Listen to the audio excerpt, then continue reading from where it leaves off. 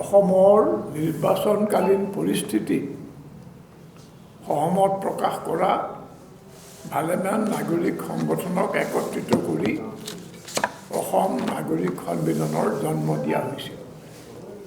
বহুতেই প্ৰশ্ন কৰে, নাগৰিক সমাজ নিৰ্বাচনী ৰাজনীতিত কিয় জড়িত হৈ পৰিছে? শাসকীয় দলৰ চৰকাৰখনে সৃষ্টি কৰা অৰাজকতাৰ বাবেই নাগৰিক সমাজে আজি নিৰ্বাচনী ৰাজনীতিত জড়িত হ'বলৈ বাধ্য হৈ পৰিছে।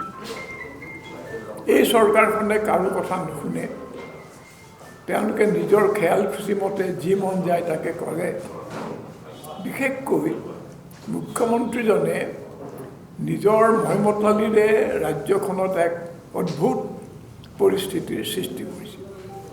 অনবৰতে মিয়াৰ ভয় দেখুৱাই অসমীয়া পৰিচয়ৰ দোহাই দি থকা এই চৰকাৰখনে মুষ্টিমেয় সুপৰিকল্পিতভাৱে অসমৰ মাটি পানীকে ধৰি সকলো সম্পদ আদানী আম্বানী আৰু ৰামদেৱৰ দৰে মুষ্টিমেয় বাণিজ্যিক প্ৰতিষ্ঠানক গতাই দিছে।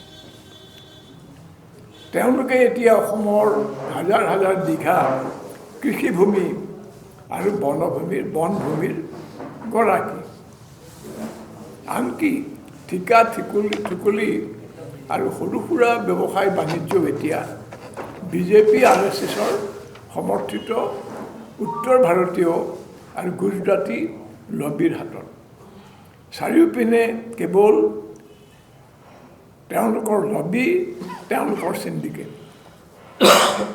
শেহতীয়াকৈ SR নামৰ সম্পূৰ্ণ ৰাজনৈতিক উদ্দেশ্যৰে ভোটাৰ তালিকাৰ পৰা এফালে অসমত শতিকাজুৰি বাস কৰি অহা সংখ্যালঘু লোকৰ নাম কৰ্তন কৰা হৈছিল আৰু আনফালে হিন্দু বুলিয়ে বাহিৰৰ পৰা যিকোনো প্ৰকাৰে মানুহ আনি তেওঁলোকৰ মৰ্জিমতে অসমত ভোট দিয়াৰ পথ মুকলি কৰি দিছে। অসমত এতিয়া আইন কানুন বোলা কোনো কথা নাই, মুখ্যমন্ত্ৰীৰ মুখৰ কথাই আইন। তেওঁলোকে ক্ষমতাত থকা বাবেই আজি বিজেপি RSSে এইদৰে যি মন যায় তাকে কৰিব পাৰিছে। গতিকে 2026 নিৰ্বাচনত তেওঁলোকক ক্ষমতাৰ পৰা আঁতৰাব নোৱাৰিলে অসম আৰু অসম হৈ নাথাকিব। নৈৰাজ্য আৰু অৰাজকতাই আমাক সম্পূৰ্ণৰূপে গ্ৰাস কৰিব। আগন্তুক নিৰ্বাচনত বিজেপিক প্ৰতিহত কৰিবলৈ বিৰোধী ৰাজনৈতিক দলসমূহ ঐক্যবদ্ধ হ'বই লাগিব। ইয়াৰ লগতে ৰাজ্যৰ সমূহ নাগৰিক সমাজ একগোট হ'ব লাগিব আৰু এই ঐক্যক এক জনজাগৰণৰ জৰিয়তে জনসাধাৰণৰ ঐক্যলৈ ৰূপান্তৰিত কৰিব লাগিব। তেতিয়াহে 2026ৰ নিৰ্বাচনত বিজেপিক পৰাস্ত কৰা সম্ভৱ হ'ব। অসম নাগৰিক সন্মিলনৰ ৰাজ্যিক সন্মিলনে বিৰোধী দলবোৰৰ সৈতে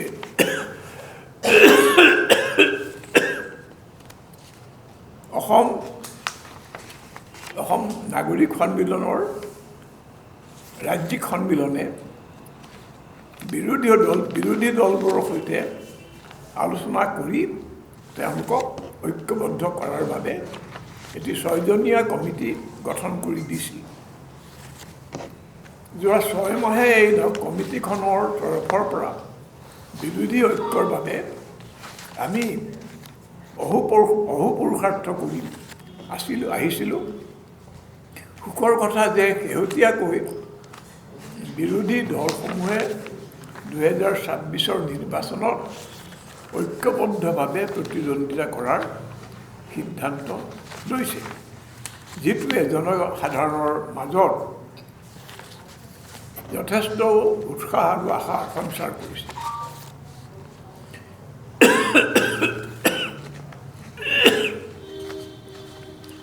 কিন্তু SRৰ জৰিয়তে কিন্তু এছাৰৰ জৰিয়তে লাখ লাখ লোকৰ নাম ভোটাৰ তালিকাৰ পৰা বাদ দি বা অন্য ষড়যন্ত্ৰ কৰি পিছ দুৱাৰেদি নিৰ্বাচন জিকাৰ বিজেপিৰ যি কৌশল তাক প্ৰতিহত কৰিবলৈ বিৰোধী আৰু অধিক তৎপৰ হ'বই লাগিব। তেওঁলোকে ক্ষিপ্ৰতাৰে নিৰ্ণায়ক সিদ্ধান্ত ল'ব লাগিব, কিয়নো সময় হাতত তেনেই তাকৰ। বৃহৎ বিৰোধী দল হিচাপে এই ক্ষেত্ৰত কংগ্ৰেছৰ ভূমিকা অতি গুৰুত্বপূৰ্ণ। সকলো দ্বিধা সংকোচ আঁতৰাই তেওঁলোকে সমূহ সমৰত জঁপিয়াই পৰিব লাগিব। পৰিস্থিতিৰ গুৰুত্ব বুজি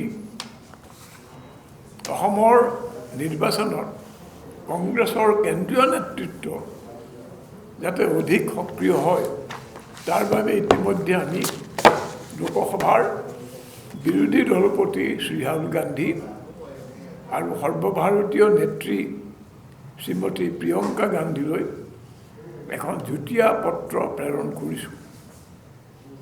সেই পত্ৰখন আজি এই সংবাদমেলতে ৰাজহুৱা কৰা হ'ব। আমি সকলোৱে উপলব্ধি কৰা উচিত যে আমি এক বৃহৎ প্ৰত্যাহ্বানৰ সন্মুখীন হৈছোঁ। আমি সকলোৱে উপলব্ধি কৰা উচিত যে আমি এক বৃহৎ প্ৰত্যাহ্বানৰ সন্মুখীন হৈছোঁ। আমি সকলো ঐক্যবদ্ধ হ'লেহে অসমৰ ওপৰত চলা এই উত্তৰ ভাৰতীয় আগ্ৰাসন প্ৰতিহত কৰিব পাৰিম। এটি অসম নাগৰিক সন্মিলনৰ হৈ হীৰেণ গোহাঁই, হৰেকৃষ্ণ ডেকা, অজিত কুমাৰ ভূঞা, পৰেশ মালাকাৰ, আব্দুল মান্নান, শান্তনু বৰঠাকুৰ। এতিয়া আপোনালোকে এটা কথা ভাবি চাওক, এটা সমষ্টি, বিশেষ সমষ্টি, এইটো ৰাইজৰ দলে বিচাৰিছে, কংগ্ৰেছেও হয়তো বিচাৰিছে, অসম জাতীয় পৰিষদে বিচাৰিছে। এই ক্ষেত্ৰত কোনজন প্ৰাৰ্থী দিয়া উপযুক্ত হ'ব, সেই কথাটো ইমান সহজে মীমাংসা কৰিব নোৱাৰি। কাৰণ প্ৰতিটো দলে হয়তো ভাবে যে আমাৰ এনেকুৱা সংগঠন আছে, আমাৰ লগত ইমানখিনি মানুহ আছে, গতিকে আমি এইটো চিট জিকিব পাৰিম। আৰু সেই কথাটো বাকীবিলাকে মানি ল'ব লাগিব যে হয় আপোনালোকৰ জিকাৰ চান্স। সেইটো লৈ পেলাই এটা তেওঁলোকৰ মাজত তৰ্ক বিতৰ্ক চলিব।